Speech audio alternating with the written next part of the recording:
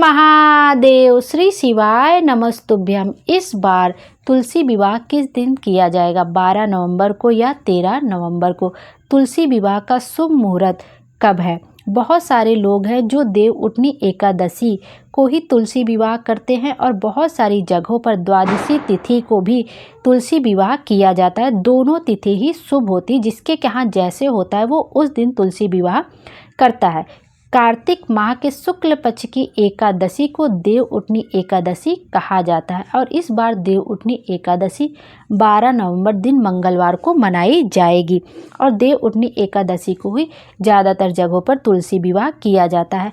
अब देख लेते हैं कि देव उठनी एकादशी पर तुलसी विवाह का शुभ मुहूर्त क्या है। तुलसी विवाह का शुभ मुहूर्त देव उठनी एकादशी पर शाम 5:29 से लेकर 5:55 तक है। तुलसी माँ को माँ लक्ष्मी के रूप में पूजा की जाती है। तुलसी जी का दूसरा नाम विष्णु प्रिया भी है।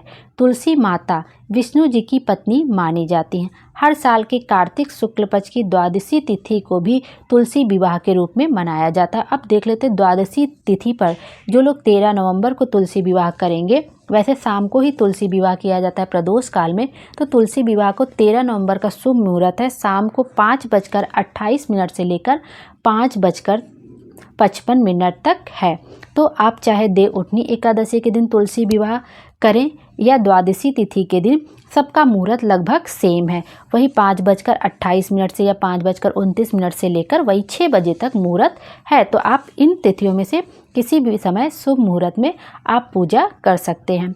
और जो है एकादशी तिथि, इस बार देव उठनी एकादशी, जो लोग देव उठनी एकादशी का व्रत रहेंगे वो 12 नवंबर को ही रखेंगे। कहते हैं भगवान विष्णु योग निद्रा से 4 महीने बाद जागते हैं और फिर से सृष्टि का संचालन करते हैं। इस दिन से ही चातुर्मास समाप्त हो जाता है और मांगलिक कार्यों की शुरुआत होती है। इस बार जो एकादशी तिथि है वो 11 नवंबर को शाम 6:46 से आरंभ हो रही है और 12 नवंबर को 4:40 पर समाप्त होगी। तो इस हिसाब से उदया तिथि के अनुसार 12 नवंबर को ही देव उठनी एकादशी मनाई जाएगी। तो 12 नवंबर को भी आप तुलसी विवाह कर सकते हैं और 13 नवंबर को भी तुलसी विवाह कर सकते हैं। ये जो देव उठनी एकादशी होती है इसको हरि प्रबोधनी एकादशी और देव उत्थान एकादशी के नाम से जाना जाता है। आप तुलसी विवाह जैसे करना चाहे उतने अच्छे से कर सकते हैं। इसमें भगवान शालिग्राम के साथ तुलसी माता का विवाह किया जाता है पूरे विधि विधान से। माता तुलसी को 16 श्रृंगार की सामग्री चढ़ाई जाती है, उन्हें चुनरी ओढ़ाई जाती है, रोली, कुमकुम, हल्दी, सिंदूर सब कुछ उन्हें टीका जाता है, फूल चढ़ाया जाता है, माला चढ़ाई जाती है। आप जैसे विधि विधान से चाहे वैसे पूजन कर सकते हैं या बहुत ही आप सिंपल तरीके से भी कर सकते हैं, जितना आपको आता है। आप दिया जला दीजिए, माला पहना दीजिए, हल्दी कुमकुम रोली टिक दीजिए, चूड़ी चढ़ा दीजिए, बिंदी चढ़ा दीजिए, श्रृंगार की सामग्री चढ़ा दीजिए। जितना आपसे बन पड़े आप उतना भी कर सकते हैं। बाकी आप विधि विधान से भी करना चाहें तो आप विधि विधान से भी कर सकते हैं। आइए अब तुलसी माता की व्रत कथा पढ़ते हैं। ये तुलसी माँ के विवाह की व्रत कथा श्रवण करते हैं। शिव महापुराण के अनुसार यह जो कथा है हम उसका श्रवण करने जा रहे हैं। प्राचीन समय में कालनेमि नाम का एक असुर था। उस असुर की एक अति सुंदर और तेजोमय कन्या थी जिसका नाम वृंदा था। एक असुर कन्या होने के बाद भी वृंदा तन मन से पवित्र और भगवान विष्णु की परम भक्त थी। वृंदा के युवा होने पर पिता कालनेमि ने गुरु शुक्राचार्य से परामर्श किया और उनके कहे अनुसार वृंदा का विवाह शिव जी के क्रोध और तम से उत्पन्न हुए जालंधर नामक एक असुर से करवा दिया। जालंधर बहुत शक्तिशाली असुर था क्योंकि वह भगवान शिव का ही अंश था और अपनी पत्नी वृंदा के पतिव्रत धर्म के कारण अजेय था। जब समुद्र मंथन हुआ तो जालंधर उसके परिणाम से संतुष्ट नहीं था। क्रुद्ध होकर उसने देवों पर आक्रमण कर दिया और देवराज इंद्र से स्वर्ग को छीनकर उस पर अपना अधिकार जमा लिया।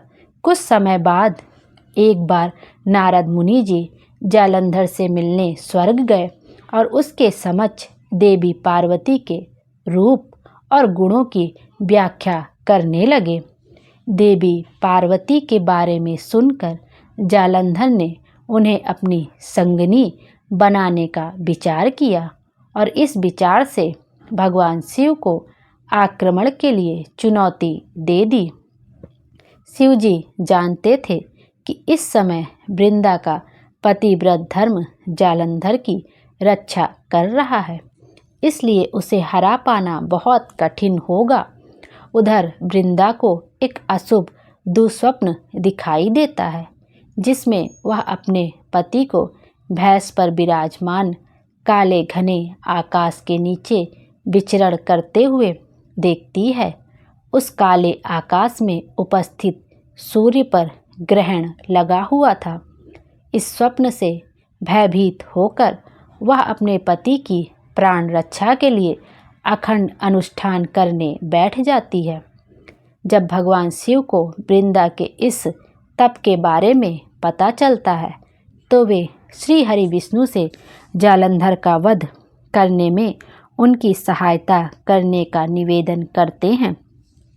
जब तक वृंदा अनुष्ठान करती तब तक जालंधर को कोई हानि नहीं हो सकती थी, इसलिए भगवान विष्णु जालंधर का रूप लेकर वृंदा के पास जाते हैं और उससे युद्ध में विजय होने की बात करते हैं। वृंदा इस छल को नहीं समझ पाती और अपने पति की विजय से प्रसन्न होकर उस अनुष्ठान को वहीं समाप्त कर देती है। जालंधर के रूप में भगवान विष्णु को अपना पति मानने से वृंदा का पतिव्रत धर्म खंडित हो जाता है और इस व्रत के टूटने से जालंधर को मिल रही सुरक्षा भी क्षीण हो जाती है। भगवान शिव इस क्षण के लिए तैयार थे और ऐसा होते ही उन्होंने जालंधर का वध कर दिया और सभी देवों को उसके अत्याचार से मुक्त करवा दिया। परंतु वृंदा, उसका क्या, उसने तो अपने हर धर्म का पालन बिल्कुल निष्ठा से किया था। अपने पति की मृत्यु का समाचार सुनकर और जालंधर बने भगवान विष्णु को अपने यथार्थ रूप में देखकर वृंदा बहुत विचलित हो जाती है। उस समय उसके क्रोध की कोई सीमा नहीं थी और इसी पति वियोग में वह भगवान विष्णु को श्राप देती हैं कि जिस तरह मैं अपने पति से विरह की वेदना सह रही हूँ, उसी प्रकार आप भी अपनी पत्नी माँ लक्ष्मी से अलग हो जाएंगे और आपको भी इस वेदना को सहना होगा। आपके पाषाण हृदय ने मेरे दुख के बारे में नहीं सोचा, इसलिए आप सच में पाषाण बन जाएंगे। भगवान विष्णु ने क्रोधाग्नि में जल रही एक स्त्री की वेदना को समझते हैं और वृंदा को वरदान देते हैं कि मेरा जो रूप तुम्हारे श्राप से पाषाण हो जाएगा, उसी पाषाण से अगले जन्म में तुम्हारा विवाह होगा। तुमने अपने धर्म का भली भांति निर्वाह किया है, इसलिए हर धर्मनिष्ठ मनुष्य घर में तुम्हारा वास होगा और वहाँ तुम्हारी पूजा की जाएगी। तुम्हारी पवित्रता हर जन्म में अखंड होगी और मेरे हृदय में हमेशा तुम्हारा विशेष स्थान रहेगा।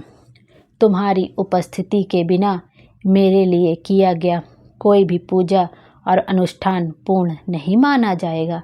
भगवान विष्णु से ऐसे वचन सुनकर वृंदा के क्रोध की ज्वाला शांत तो हुई, लेकिन उसने अपने पति से बिछोह के दुख में स्वयं को भस्म कर लिया। वृंदा के शरीर की उस भस्म से एक पौधे का जन्म हुआ, जिसे तुलसी के नाम से जाना गया। तब से तुलसी जी अर्थात वृंदा हर जन्म में भगवान विष्णु की प्रिय हैं। जिस तिथि पर तुलसी जी का जन्म हुआ था वह प्रबोधनी एकादशी थी, इसलिए हर वर्ष इस तिथि पर तुलसी जी और शालिग्राम जी का विवाह करवाया जाता है। जय हो तुलसी मैया की, सबकी मनोकामना पूरी करें। आइए अब हम तुलसी माता की आरती का भी श्रवण करते हैं। तुलसी महारानी नमो नमो, हर की पटरानी नमो नमो। धन तुलसी पूरण तप कीनो, शालिग्राम बनी पटरानी। जाके पत्र मंजरी कोमल, श्रीपति कमल चरण लपटानी। तुलसी महारानी नमो नमो, हर की पटरानी नमो नमो।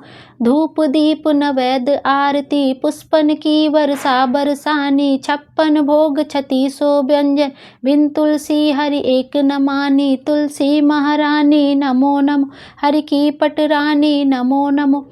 सभी सखी मैया तेरो यश गावै, भक्ति दान दी जय महारानी। नमो नमो तुलसी महारानी, तुलसी महारानी नमो नमो, हरि की पटरानी नमो नमो। जय हो तुलसी मैया की, सबकी मनोकामना पूरी करिए और सबके जीवन को खुशियों से भर दीजिए। Thank you. श्री शिवाय नमस्तुभ्यम। हर हर महादेव।